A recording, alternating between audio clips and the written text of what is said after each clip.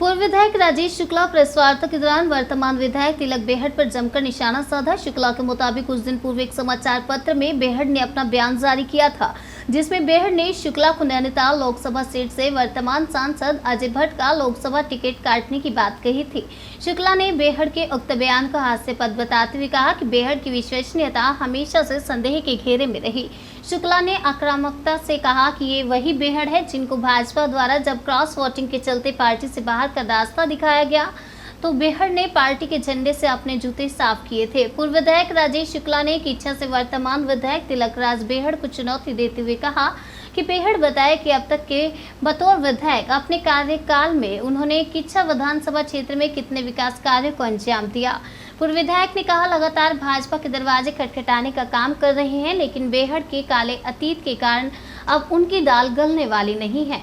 मुझे बड़ा ताज्जुब होता है कभी कभी कि बेहड़ जी एक वरिष्ठ नेता हैं, कई बार विधायक रहे हैं, मंत्री रहे हैं, इस समय विधायक हैं। उनके मुख से इस तरह की बात जो एक तरह से एक हास्यास्पद बात है कि मैं अजय भट्ट का टिकट काटूं, मैं कोई हाईकमान धोनी पार्टी का, मैं क्यों काटूंगा?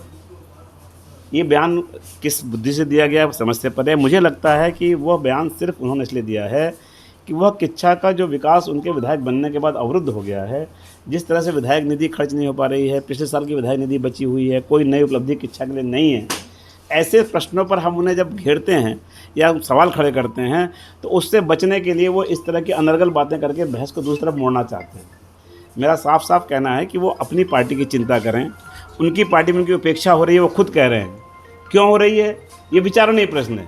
ऐसा मुझे लगता है कि कांग्रेस ने उनको रुद्रपुर से दो बार हारने के बावजूद भी किच्छा में टिकट दिया और वहाँ तुष्टीकरण करके झूठ बोल के जैसे वो जीत गए, चलो जीत गए, अब वो उसी कांग्रेस के नहीं हो रहे हैं। वो अपने पुत्र मोह में अपने पुत्र को स्थापित करने के लिए भाजपा की दहलीज पर रोज़ खड़े हैं, भाजपा के दरवाजे पर आकर रोज़ वो माथा पटक रहे हैं कि मुझे भाजपा में ले लो।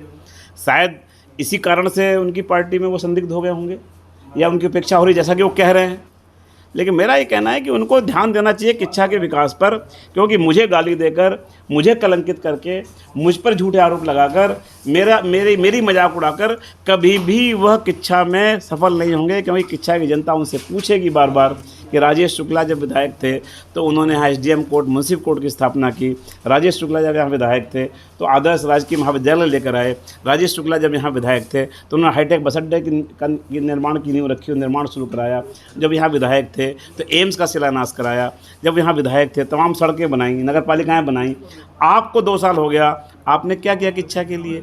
या आज भी सवाल खड़ा होगा, कल भी खड़ा होगा, और इस सवाल को मुझे गाली देकर या मुझे आरोप लगा करके इस सवाल से वो भाग नहीं पाएंगे, ये मैं कहना चाहता हूँ। जिस प्रकार से बेहड़ जी कभी सीएम धामी जी से मिलते हैं, कयास लगाए जाते हैं कि साहब वो बीजेपी में शामिल होंगे, कभी के कांग्रेस में ही रहेंगे और अपने पुत्र के लिए टिकट की दावेदारी कर, कांग्रेस कभी बीजेपी, कभी कांग्रेस बीजेपी, उनका धरा चल रहा है राजनीति में। आप क्या कहेंगे? मुझे लगता है कि जिस तरह धृतराष्ट्र को जब पुत्र मुँह हो गया था तो उन्हें कुछ नहीं दिखाई देता था, इसलिए कि उनकी आंखें नहीं थीं। लेकिन तिलक राज बेहड़ को अपना पुत्र मोह इतना हो गया है कि उनकी आंखें होते उन्हें कुछ दिखाई नहीं दे रहा है। कांग्रेस पार्टी ने अपने संघर्षशील नौजवानों का टिकट काट करके उनको टिकट दिया वहाँ किच्छा से, और उसके बावजूद वो अपने पुत्र को स्थापित करने के लिए उसी कांग्रेस को धोखा देने के चक्कर में है, भाजपा में आने के चक्कर में है। वो ना भाजपा में होंगे ना कांग्रेस में होंगे, भाजपा उन्हें कभी नहीं लेगी। क्योंकि याद रखिए कि भाजपा में क्रॉस वोटिंग के चलते उनका टिकट काटा गया था और उन्होंने भाजपा के झंडे से अपना जूता पोंछ करके भाजपा की गाली दे करके भाजपा के नेताओं को और भाजपा को पार्टी छोड़ी थी। तो जिस नेता ने अपने जूते से झंडे से भाजपा के जूता पोंछा हो, क्या पार्टी उसे ले लेगी? अभी वो कह रहे हैं आना जाना लगा रहता है। अभी मैं उनका बयान पढ़ रहा था, कह रहे थे कि राजनीति में आना जाना लगा रहता है। जितनी बेशर्मी से उन्होंने ये बात कही, ये दिखाता है कि उनमें कितनी नैतिकता है। और मैं कहना चाहता हूं कि भारतीय जनता पार्टी ऐसे संदिग्ध लोगों को कभी नहीं लेगी जो न पार्टी के सिद्धांतों पर चलते हैं बल्कि पैसे लेकर क्रॉस वोटिंग करते हैं, और जो दूसरे दल में रहते हुए अपने दल को धोखा देकर दूसरे दल में आने की बात सोचते हैं, ऐसे लोगों को पार्टी कभी नहीं। एक आखिरी सवाल, अगर पार्टी भारतीय जनता पार्टी बेहड़ जी को बीजेपी में आने के लिए राजी हो जाती है, तब आपका क्या कदम रहेगा? देखिए, अगर की दाल और मगर की सब्जी तो मैं खाता नहीं।